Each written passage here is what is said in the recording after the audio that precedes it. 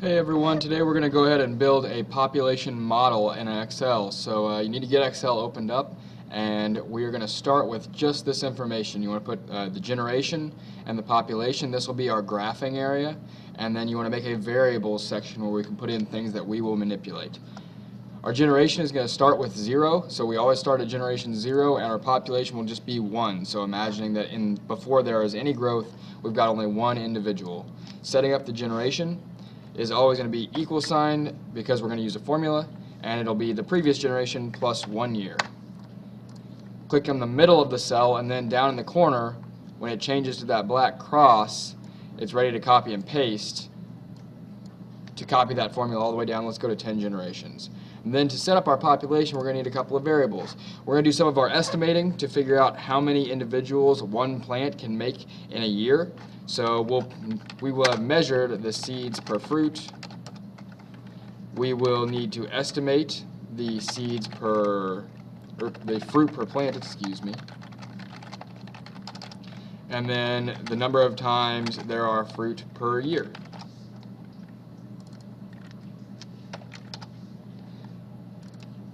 So let's just throw some numbers in there. You'll want to use your own data, of course. And then down at the bottom, we're going to bold this. This will be our growth rate. And that is labeled with the variable r, a lowercase r. Okay, so our growth rate is going to take into consideration all these numbers. So click on each of your numbers, and because they're in the variable section, every single time we click on something in the variable section, we want to lock it, so press F4.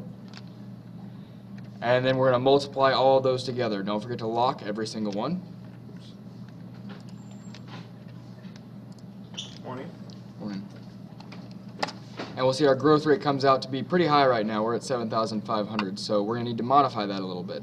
So what are some things that we think might impact whether or not the seeds are going to grow? So things like, I don't know, some of them will probably get eaten.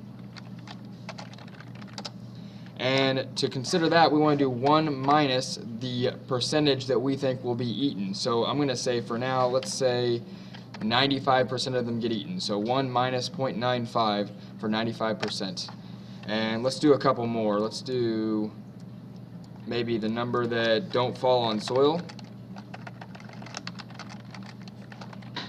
And I think that's going to be 20%. And let's say, I don't know, one more. Let's see, dead seeds. They're just bad seeds to begin with. And again, 1 minus, say 30%. So now we need to make sure that we include these in our formula, so we're going to add those in so that our formula includes everything in that growth rate column. And now we're going to go ahead and incorporate that into our population growth. So we're going to have all the original individuals plus all those individuals are going to reproduce. So click again. Because they're over here, we don't lock them. Nothing in the graph column gets locked. So number of individuals that there are times their rate of growth. So click down here, and that is in the variables section, so lock it. And that makes sense. So the 210 individuals that this one made plus the original one still left. So now we can copy and paste that all the way down. And looks like those numbers get pretty big, which makes sense because our growth rate is still pretty high. The other thing we want to consider is at some point we're going to not be able to have any more individuals, so we want to take that into consideration. So what sorts of things might limit how many individuals could grow in one section of land? So things like sunlight, maybe water, maybe space, like the actual physical space for them to grow. And then we want to estimate how many individuals is the maximum number that that particular resource can support. So sunlight, there's a whole lot of sunlight, so I'm going to say 1 million individuals could be supported by just the sunlight. The water, probably not as many. Let's say only 2,000 can be supported by the amount of water available in this region. And space, it's a little bit bigger, so 4,000 individuals could be supported by space alone if we were only considering space. And then the other major variable that's going to take all those into consideration is called the carrying capacity. And that is labeled with a capital K. To consider carrying capacity, we need to hit equals again, and we're going to take the min of, and again, don't forget to lock.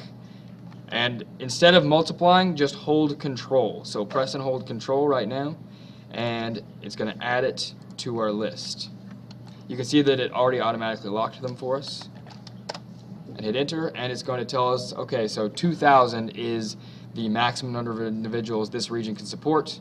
So now we need to get that included in our graph equation. So we're going to multiply again, and this one's a little bit more complicated. Open parenthesis, 1 minus the previous number of individuals, and that's not locked because it's over here, divided by the carrying capacity, and that is locked because that's in the variables section.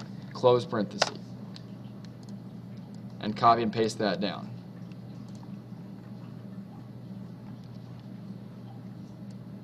Last thing we want to do is, I'm going to leave some space, is we want to have the carrying capacity represented in our graph. So I'm going to add a new column that is just called K, because K stands for carrying capacity. We want that to equal the carrying capacity, and don't forget to lock it. And we can copy and paste that down. And now we can insert our graph, so select just the things to be graphed, so those two columns right here, just like I've done it, and insert a line graph, the top left option. And that's actually correct. That accurately represents our numbers. And from here, we can start tweaking. We can add our labels. We can mess with our numbers to make them a little bit more realistic. Our growth rate is still really high, so to show you one that I've already played with some, our growth rate is now down to something much more reasonable, and you can see our growth, our numbers are something that actually starts to make sense. So this is the whole point of a model. From here you can start adding more variables or changing the numbers that we have to try and see what that effect that might have on your population. Good luck.